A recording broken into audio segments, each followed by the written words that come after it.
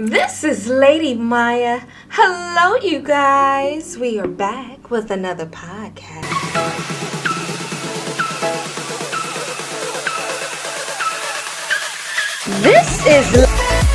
We are back with this lady. This is LadyMyya. That's a lot of miles to you, right? So I am joined today by brother Nathan Townsend. Okay. Hey. So, yes, you'll hear. Listen, this brother is the jazz. He is the epitome of the jazz, and we are definitely gonna get to know, who he is, what he does, and what is his album all about, just to give us, a little bit of that, that extra, you put that seasoning on that food, you be looking at it like, I'm gonna tear it up, it's okay. So definitely my Mayan tribe, please welcome Nathan. You did that.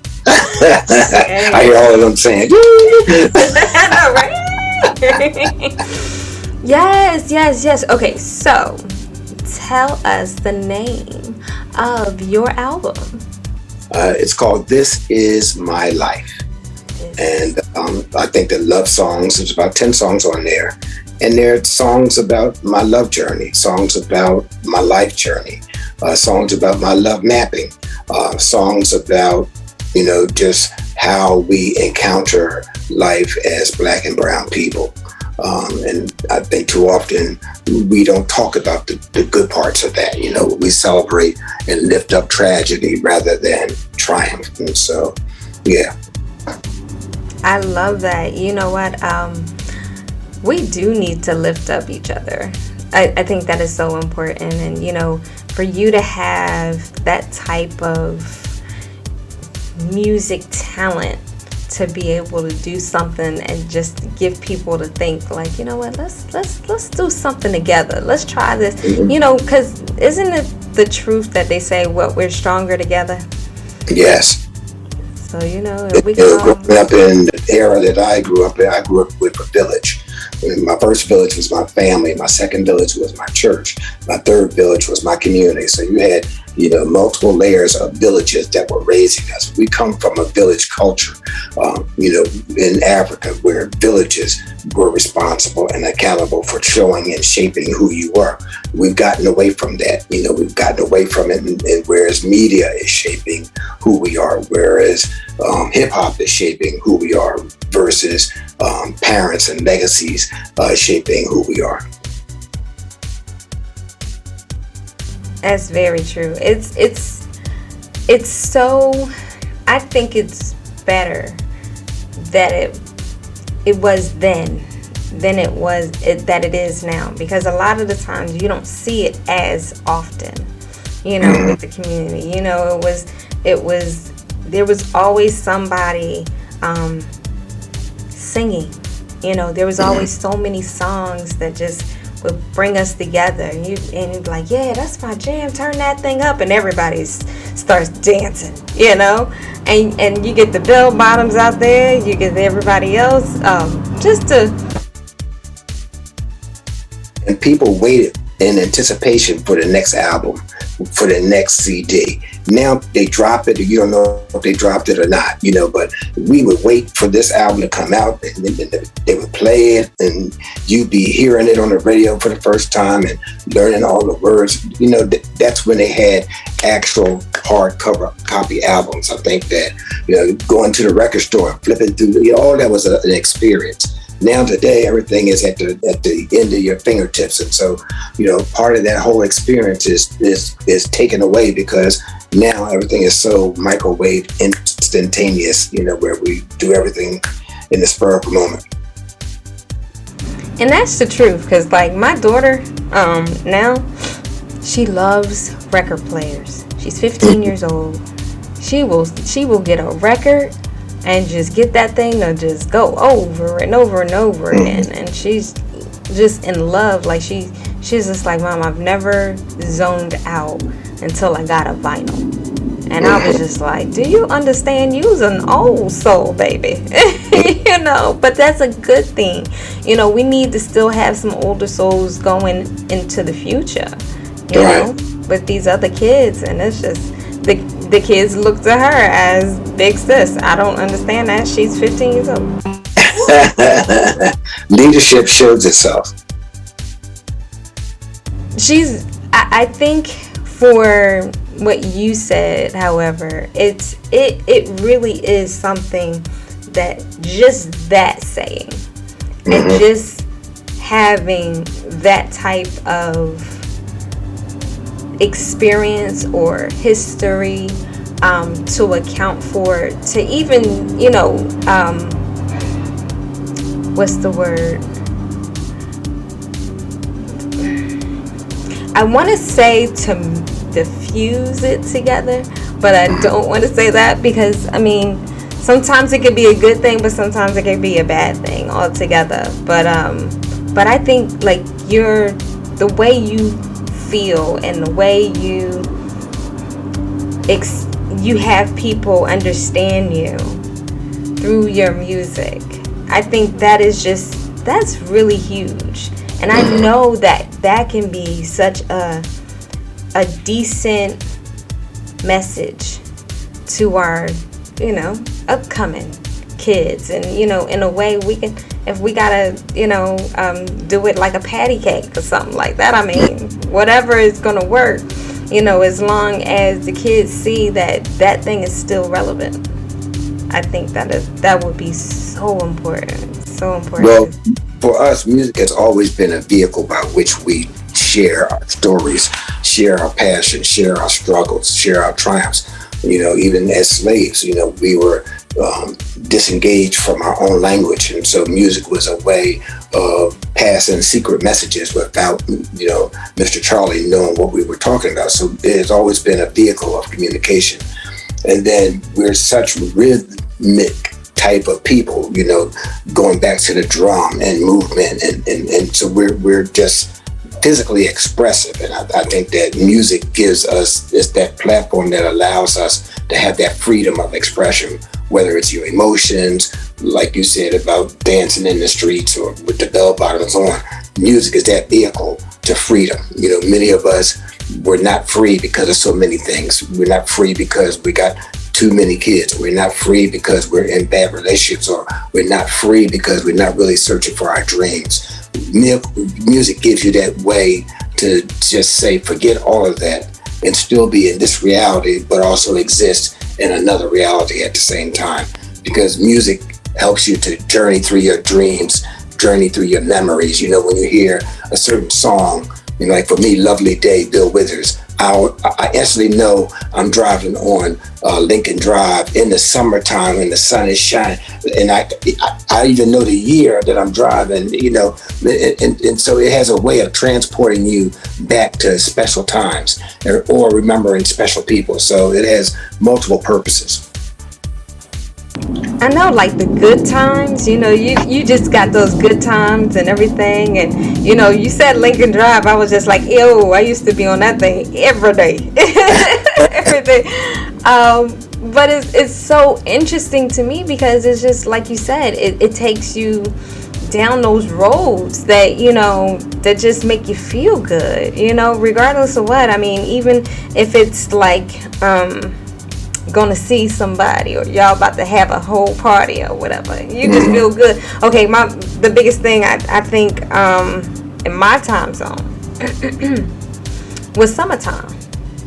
So as soon as you know, Will Smith is sitting out there and they got those big old tall speakers out there and they blasting and you can hear them three blocks away, you know, it was a good time. You know, you got the people playing playing the basketball, the guys walking around thinking they doing stuff because they got new kicks on and they got their hair all shaved up in the sides, and you're like, you know what, nobody's hurting nobody. No. Everybody's having a good time.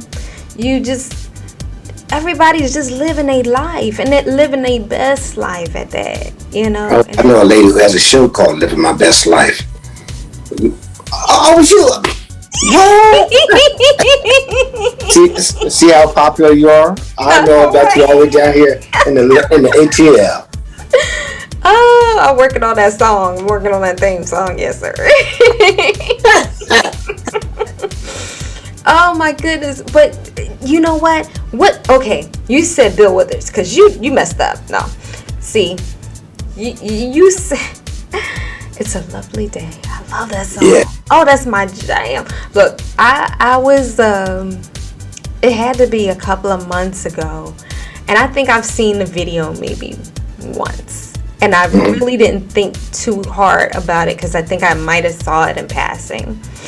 And I actually, not too long ago, got a chance to actually see him sing that song in this video. And I said, what kind of crappery is this? Because, you know, it's cartoony. And I love cartoons. And I was just like, but I don't understand what's happening here. But I didn't care because it was Bill Withers. It's like so much wholesomeness. He was like our folk singer, you know. Lovely day. So it's like, yes, you better sing it. And he's one of my favorites. Oh my goodness, him and oh God, which one sings Moonlighting? Oh, cause it's moonlight. Is it Randy Crawford? No. Oh, that's Street Life. Street Lights. Street Lights. Oh yeah, Street Lights. That's a long one. That was a good one though. Yeah. But what song you talking about? Moonlighting. It might have been Bill Withers, right? No. No. It'll be one of them. They'll come back. Come back to it, sister. Because I listen to it all the time. I don't know what's my problem. Like I love Al Jarreau. Yes. Al Jarreau. Oh, I'm in love with Al Jarreau. I love that man. Hey. I met Al Jarreau. Did you? At the Clef Club on Broad Street. Really? In Philly, yeah. Gave him a copy of my CD. Yeah, not too long before he died. Wow. And see, it's so much richness in Philly. That's ridiculous, right? You know who I want to see, right? Okay. The diva from Philly. Patty. Yes. Hello. Yes. I need to see her. She was on a tour here with Gladys Knight. Both of them were here in September.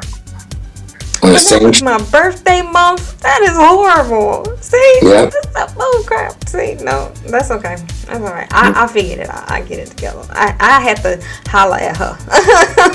Like, Patty, I've been trying to get her for the longest, but you know, sister got goals. You know, it's all good. So the other day I heard this song. I don't know if do you watch this show? And it's probably the craziest show, but it's so much fun. Because once you get in it, you be like, yeah, I just need to hear the voices and different things like that. And it's singing. The Masked Singer. Oh yeah. I'm addicted. I've seen that a couple times. I'm addicted. I can't. Yeah. So the skunk. I don't know which diva is under there. All I'm trying to tell you is I think it's either Shaka, which I'm like, she don't have that frame, but then again she could, because it's a lot of stuff. Yeah, costume. Right. But she did this one thing that just knocked it all out for me, and I was just like, no, that's Anita Baker. She did the heck out of there. Because Patty was on there too. Patty was on there. Oh yeah, she was Flower. Okay. Yes. She did it. I was like, yes, I was like, no, you ain't gotta even guess. You know who that is. That's Patty. And so Gladys was on there. Who else was on there? Tony Braxton got off. Who is it? Tony Braxton.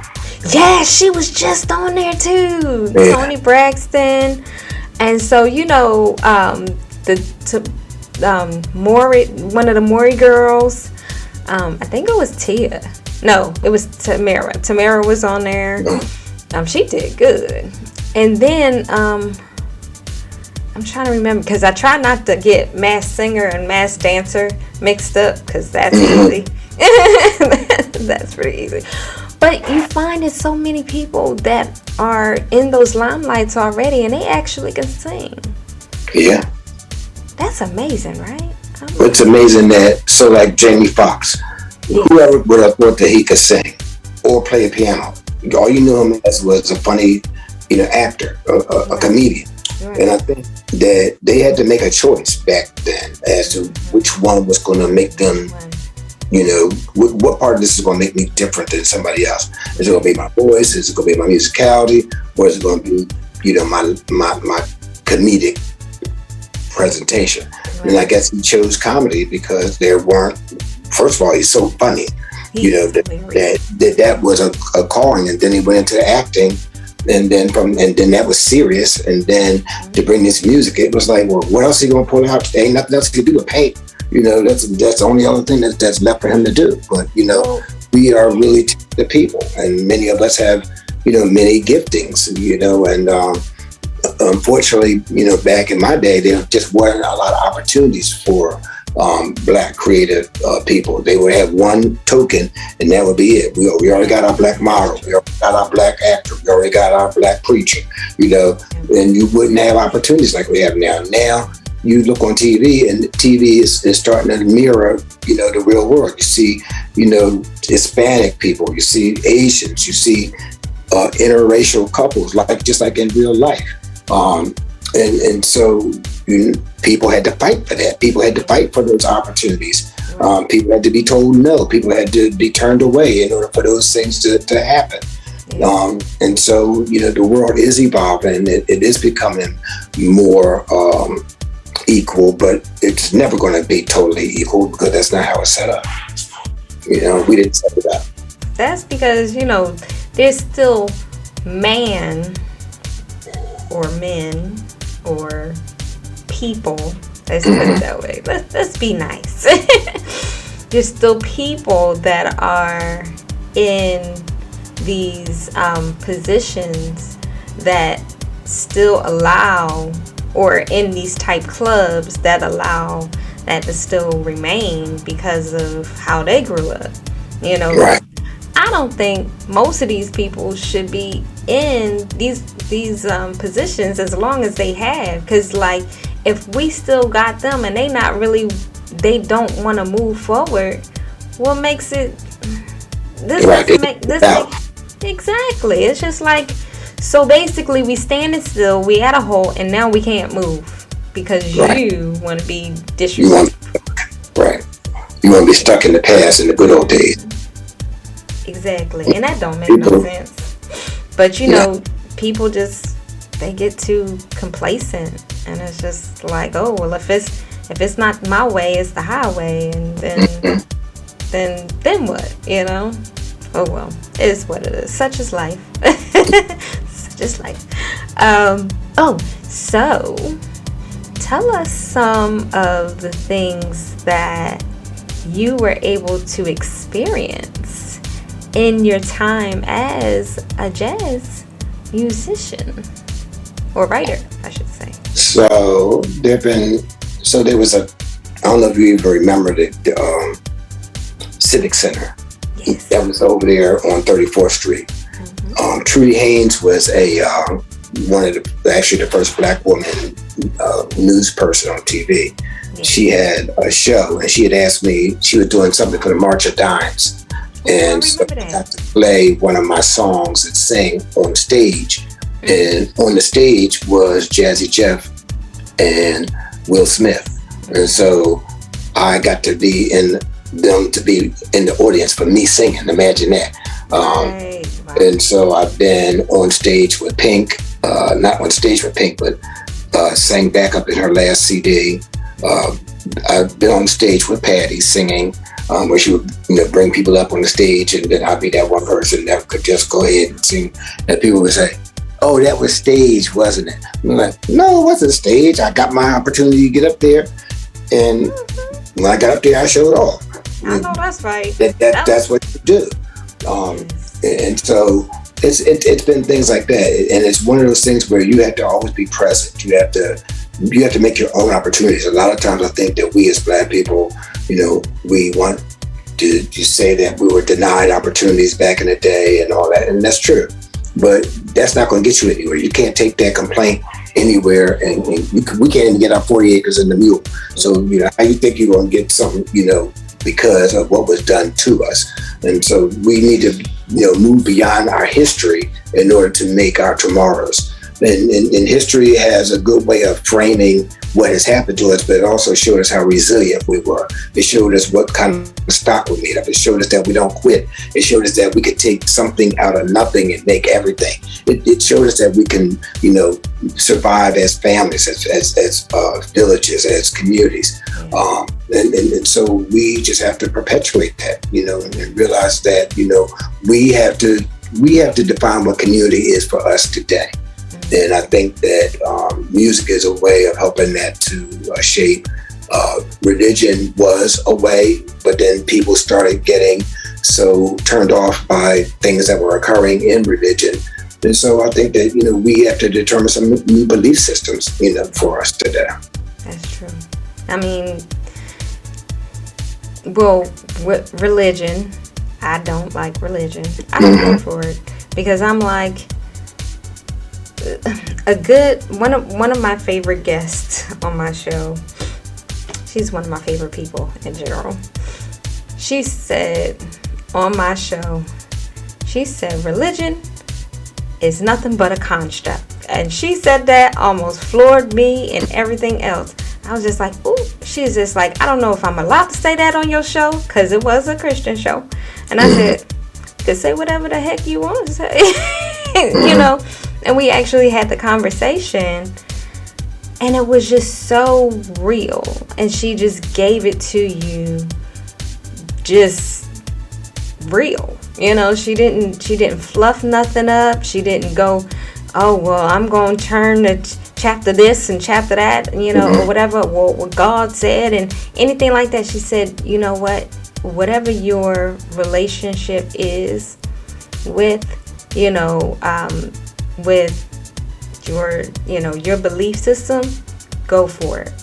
She said, because nobody can live for you but you.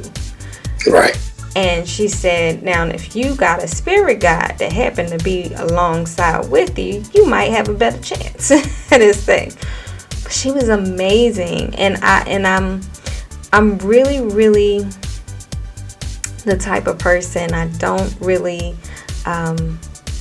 I try not to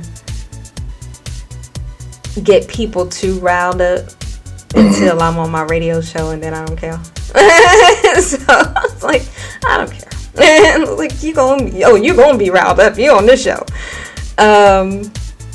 But it's more so like, we got so many people that are out here in religion form. Oh, I'm saved and sanctified and filled with the Holy Spirit. That don't say that you a good person. Right. Well,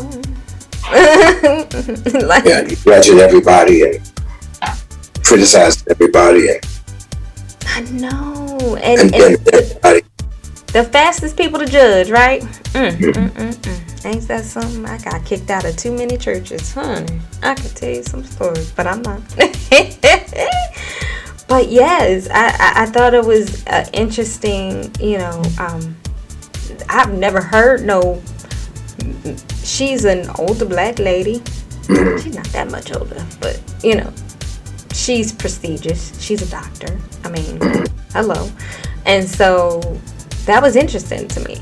So, like, what about you? Like, did it take anything away from you as far as how you grew up? Because I know you said you were in church too. So I think what religion did was it gave me values. It set me on a certain course. It taught me about how to treat people. It taught me how to feel about myself. But then as you grow older in religion, it turns on you, because when you were a little kid, all they told you about was Jesus. They didn't tell you about God. You know, Jesus did everything good. He liked everybody.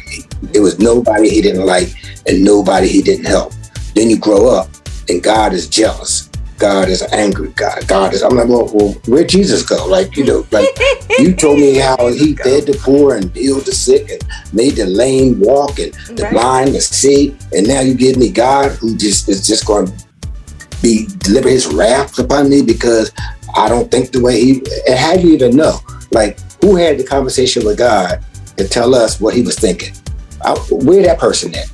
Because if they had a conversation with God, they should be living. Because like he breathed his breath on them. Like, why are they not? They should be here forever and ever, so that they can verify that I was the one that talked to God. Look how old I look. So you know I had to have talked to him because I'm 3,000 years old. You know, so part of me is like, I think all of us are here for a reason. All of us need to find what our purpose is. And I think that sometimes what religion does is it helps you to define that special part of you, but then it can also turn that special part of you off because it's trying to make you conform.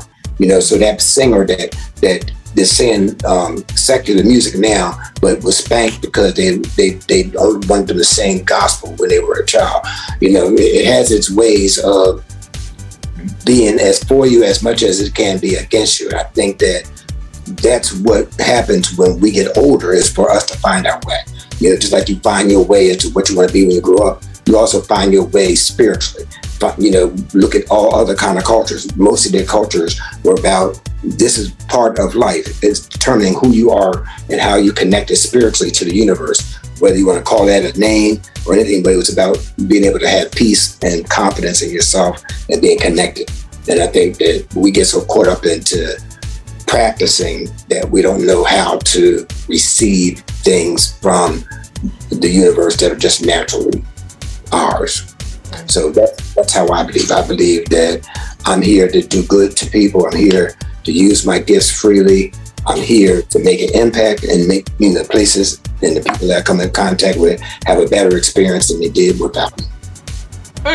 I love it. Yes. Okay.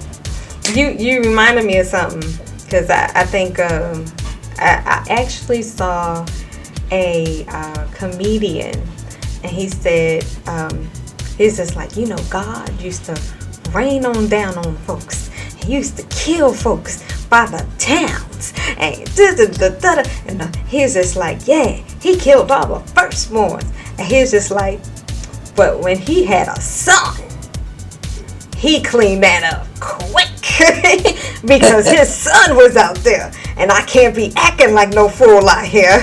My son is there. It was good Jesus was there. Oh my God! I said, you know what? That'll definitely straighten the man up. You know, like you get a kid, you be like, I got my seed out there. I can't just be acting like that. Don't represent like that, no. But it's interesting you said that, no? And it just took me back to that comedian saying that, and I was just like, you know what? He was right though. He was right. It is what it is. But you know what? I like the fact that we did have the morals, you know, being in church and stuff like that. And a lot of those things actually get put into all types of songs. You know, those morals and, you know, those feelings and, you know, just the thoughts, you know, that we would sit there and have and whatnot, and just like the overcoming of certain situations. That was even better, you know? Mm-hmm. So it's just like, man, this has to be something that is so well exuberant for you, you know, just to have those things in remembrance, constantly, especially after hearing your song again, or maybe picking up the words again and just kind of feeling it out. Man, I was feeling good that day, or I wasn't feeling so great that day, but God, or but my situation is better now, there's so much more that I can say, and that's any of us. All of us have things that we have not shared, and stories that we have not told. And some of us, don't think that we have a gift at writing, but if you're living, you can write. I mean, because nobody can say your experience the way you can say your experience. When you look at somebody and they bring out a nice song and the words are real simple, you're like, well, the words are real simple. How not? But that wasn't your experience. It was their experience and their gift to make it happen the way they made it happen. And so, each of us need to realize that our stories have value. Our walks have value, and that if no one tells our story but ourselves, that's the only person that's supposed to tell it.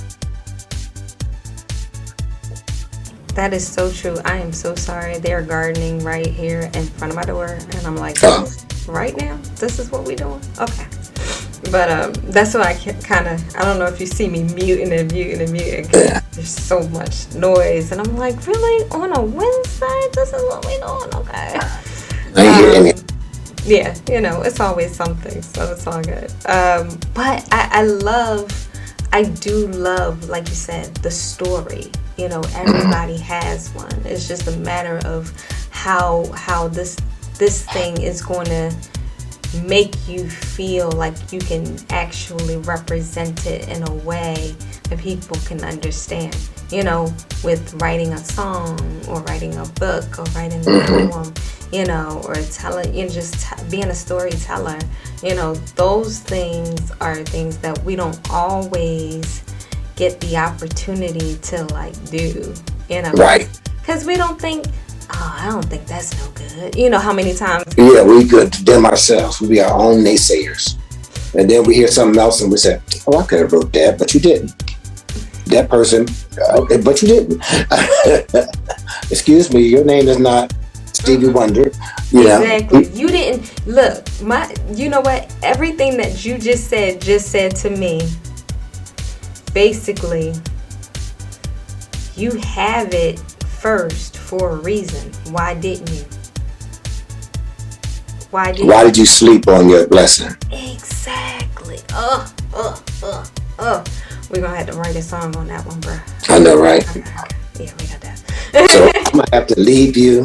Yes. It's been really nice. I do happy hour events on Wednesdays, so I gotta go find something to wear and get handsome and all that, and then drop So you ain't that far from it. I don't know what you're talking about. You do what you do. But it's been nice talking. Yes, I gotta get you on one of my other shows, okay? So you let me know when you have the time and different things like that. I'll make that time for us to, just do our sit down, All right, it was really nice. I know, right? It's been so cool, and I'm like, man, I opened up to this guy. So yes, but you guys, please tell my Myyan tribe how they can reach you, beloved. So Nathan Townsend on Facebook, New Hope Nathan on Instagram. CD is on Apple, iCloud, SoundCloud rather, Spotify, all the places that you can get CD. But Nathan Townsend, you can just Google me. How about that part? Woohoo! Love it. So do I have your permission to get one of the songs off your new album and put that with my podcast? Yes. All right. I just had to make sure I had that one in writing. All right. But thank you so much for being on Living Your Best Life with LadyMyya. I appreciate you so much for your time, your effort, and your energy, because Lord knows you got a lot of it over there. All right. It was really nice. Thank you so much. So if you guys would like to be on Living Your Best Life with LadyMyya, you can always contact me at admin@ladymyya.com. That is admin@ladymyya.com, and Myya is spelled Myya. And you know why? Because your homegirl is special. I'll talk to you guys later.